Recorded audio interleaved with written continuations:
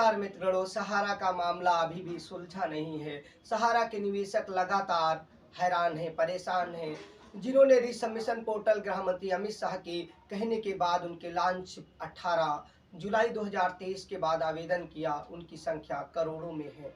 यूं कहें 1.5 करोड़ के आसपास। लेकिन कितने लोगों को रिफंड से पैसा मिला?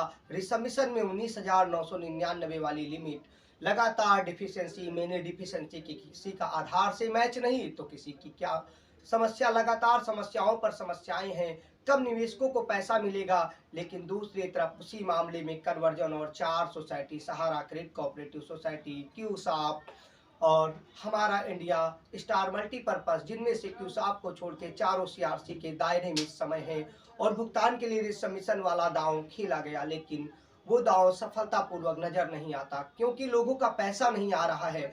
लेकिन यही कानपुर के काकादेव के मामले में मामला और सुलझने के बजाय उलझ गया है। जी हाँ, ईडब्ल्यूएस यानी आर्थिक अपराध शाखा, जहां पैसों के मामले में अपराध यानी क्राइम होता है, वहां इसकी एंट्री हो जाती है।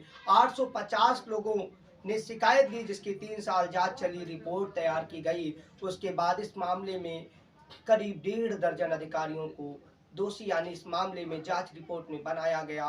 और इसके बाद क्या कार्रवाई होगी? कार्रवाई जिन पर जो बनती है, जिन्होंने कानून का उल्लंघन किया है, वो कितने भी ताकतवर क्यों ना हो, उन पर कार्रवाई होनी चाहिए। लेकिन आम आदमी का पैसा क्यों नहीं मिल रहा?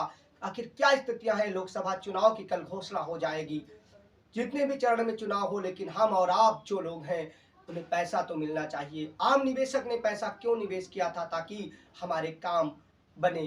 किसी ने बच्चे की शादी के लिए, तो किसी ने बेटी की शादी के लिए, किसी ने हॉस्पिटल में इलाज के लिए, किसी ने अपने धंधा पानी के लिए, तो किसी ने घर बनाने के लिए, किसी ने मकान, कारोबार। ये पैसा न मिलने से सब चौपट होता नजर आ रहा है। लेकिन यूं कहे हुक्मरानों के कानों में जू तक नहीं रेंग रही और ये मामला हाई कोर्ट, उपभोक्ता फोरम और सुप्रीम कोर्ट में है। कम से कम डीवाई चंद्रचूड़ महोदय जी, इतना ज्यादा समय हो गया है, कम से कम जांच में भी तत्परता लाइए ताकि लोगों को जल्द से न्याय मिले। उम्मीद न्यायालय से ही है, तभी तो लोगों को विश्वास है।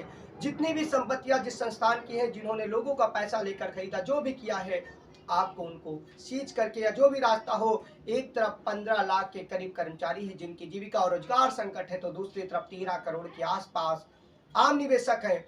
ऐसा नहीं है मैं सहारा की ही बात कर रहा हूँ, पीएसएल, रोजा वैली और ऐसी कई लाख सोसाइटियां हैं जिनमें आम आदमी, एक बड़ी संख्या, हर आदमी को न्याय का अधिकार है। लेकिन इतनी बड़ी संख्या में लोगों को समय से पैसा नहीं मिल पा रहा या मामले में फैसला भी नहीं आ पा रहा, तो क्या उनके साथ यह अन्याय नहीं होगा? आपसे सवाल भी है। और नौकरशाही से लेकर ब्यूरोक्रेसी तक, यूं कहे लोकतंत्र के चारों स्तंभ तक की सबसे बड़ा स्तंभ, जहां का मैंने पीजी से लेकर एमजी तक, मास्टर ऑफ मास कम्युनिकेशन की पढ़ाई की, दायित्व होता है लोकतंत्र के चौथे खंबे का, लोगों तक लोगों की बात, यानी कि लोकतंत्र में जनता असली मालिक है। जनता की बात जनता तक पहुंचाए ताकि कल्याण हो और चारों खंभों में समन्वय, तीनों खंभों में बने और लोगों को निर्णय मिले, न्याय मिले। मीडिया तो की स्थिति ही क्या हो गई? कोई गोदू ई मीडिया कहता है, कोई सुसु मीडिया कहता है, कोई जमीन पर बिका हुआ कहता है।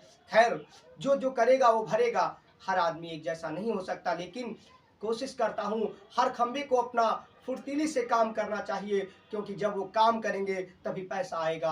आम निवेशकों के दर्द को महसूस करिए। अगर पीड़ित इस जगह पर आप होते या जो भी होता, चुनाव में आए हुए अधिकारी से लेकर चुनाव में जो उम्मीदवार हैं, कोई पक्ष का है, कोई विपक्ष का है, जो भी है, मतदान लोगों को करने जाना चाहिए। लेकिन सवाल भी पूछना चाहिए, अगर आप सत्ता में आएंगे तो हमें क्या मिलेगा?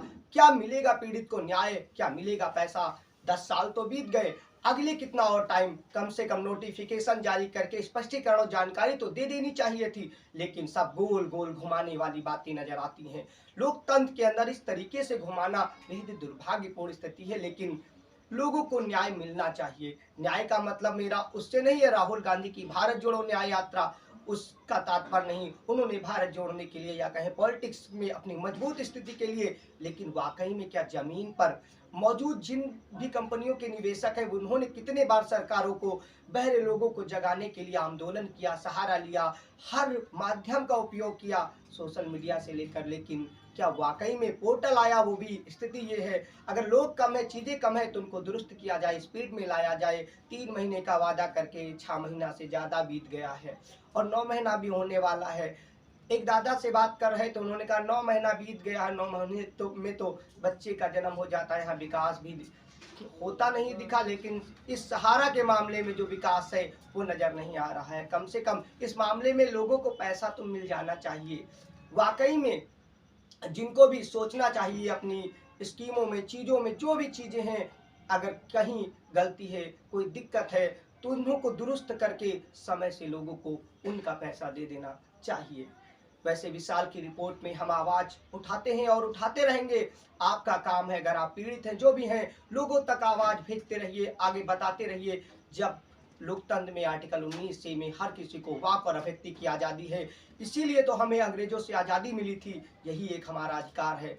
अगर हम अंग्रेज़ों से आज़ादी ले सकते हैं, तो क्या हम अपना पैसा नहीं ले सकते? हमें उठना होगा, जागना होगा। जागिए, मत डरिए।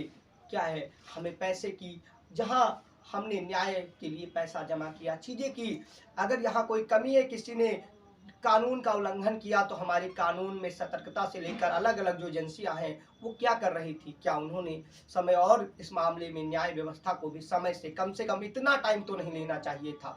हो सकता है बहुत काम है, लेकिन इतने लोगों की जीविका जिससे प्रभावित होती है, कितने लोग इस दुनिया में नहीं रहे, कितने लोग दुनिया छोड़कर चले गए और कितनों की स्थिति और दयनीय नज़र आती है।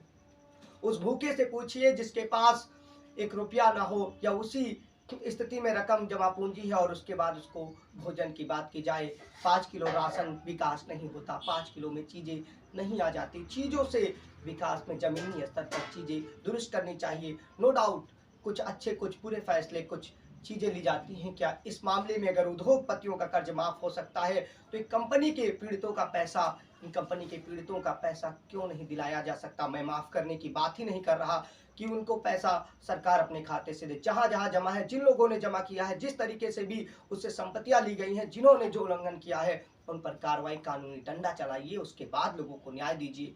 विशाल की रिपोर्ट में आपको जो भी जानकारी अच्छी खराब लगी कमेंट करें, क्योंकि अगर हम आपसे संवाद करने के लिए हैं, तो हम आपकी बातों पर भी अमल करेंगे, आगे और दोस्तों को चीज़ बताएँगे। देखते हैं क्या प्रभाव पड़ता है। बहरहाल